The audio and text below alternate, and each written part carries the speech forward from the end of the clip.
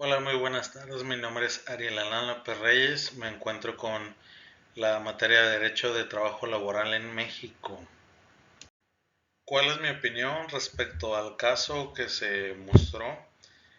Yo me encuentro a favor de la resolución que se emitió por parte de la Corte Interamericana, porque sí, el señor Alfredo Lagos sufrió varios atropellos, desde los más básicos que son sus derechos humanos e incluso a un juicio justo, porque tuvo que agotar todas sus instancias para finalmente tener que llegar a la Corte Interamericana para poder ser escuchado.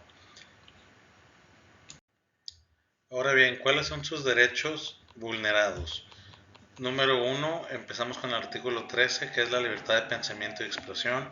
Esto lo sacamos de lo que es la Corte Interamericana de los Derechos Humanos, donde dice que la libertad de expresión, de pensamiento y expresión, el ejercicio del derecho previsto en el inciso presente no puede ser sujeto a previa censura sino responsabilidad de ulteriores, la que deben estar expresamente fijadas por la ley y ser necesarias para asegurar. El artículo 8 de las garantías judiciales. Toda persona inculpada de delito tiene derecho a que se le presuma de inocencia mientras no se establezca legalmente su culpabilidad. Durante el proceso, toda persona tiene derecho a plena igualdad, la cual estamos viendo que no fue respetada al señor Lagos. Finalmente, lo que es el desarrollo progresivo, dice, los estados partes se comprometen a adoptar providencias tanto en el nivel interno como mediante la cooperación internacional, especialmente económica y técnica, para lograr progresivamente la plena efectividad de los derechos que se derivan de las normas económicas, sociales y sobre educación. Y que estamos viendo que también está siendo violentado porque precisamente no se le está dando ni el seguimiento ni se están acatando estas leyes que se permite es para el desarrollo progresivo de los derechos de las personas afectadas. Ahora, ¿cuál es la diferencia con la regulación mexicana que es el derecho al trabajo en México? Nos habla el artículo número 2.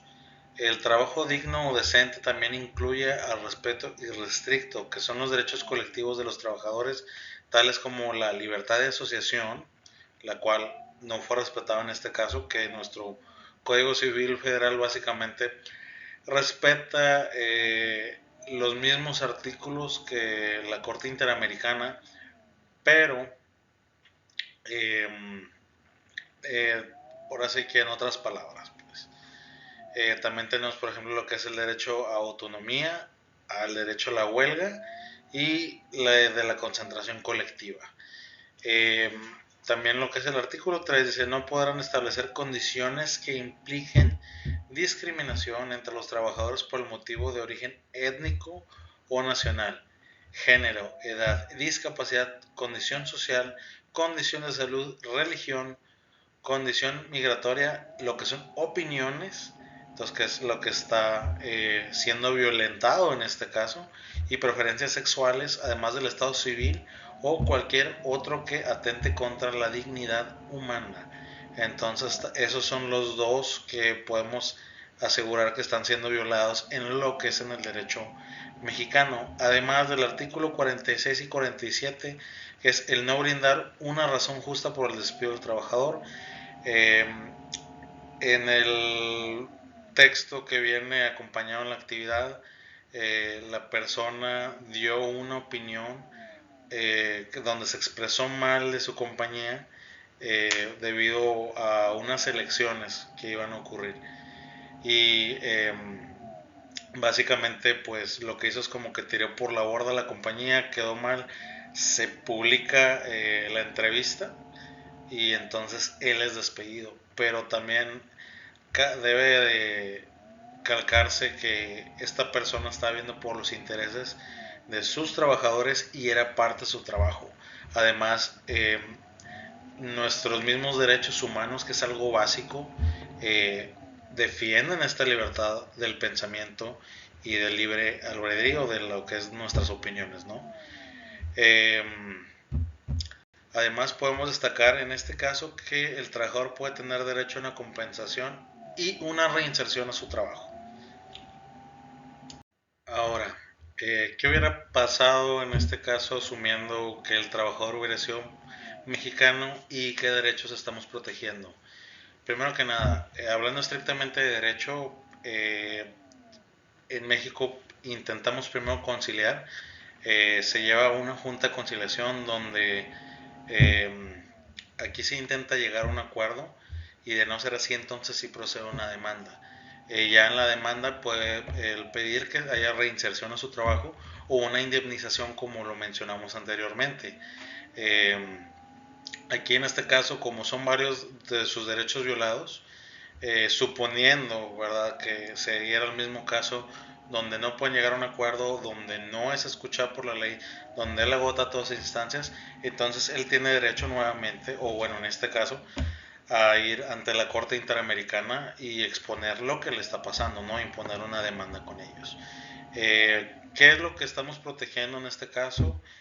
Como parte de nuestra constitución política, defiende lo que son los derechos humanos que están en el artículo 1 y además todos los tratados que estén firmados por México podemos usarlos válido como en parte de la legislación.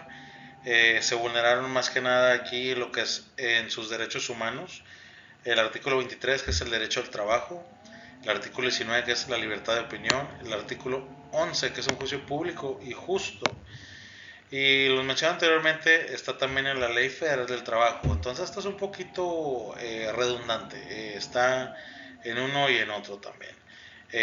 Como lo mencioné hace en un principio, en la Constitución Política dice el artículo número 1 que los derechos humanos y tratados internacionales tienen validez, y el artículo 7 que es la libertad de expresión, y el 123 el trabajo. Finalmente, como parte de la actividad, se pregunta qué convenios internacionales es en lo que está participando México. La Organización Internacional del Trabajo tiene como objetivos lo que es promover los derechos laborales, fomentar oportunidades de trabajo decente, mejorar la protección social y fortalecer el diálogo al abordar temas relacionados con el trabajo. Entonces, los convenios que se han aceptado por México son el número 189 sobre las trabajadoras y los trabajadores domésticos, el número 98 que es sobre los derechos de sindicalización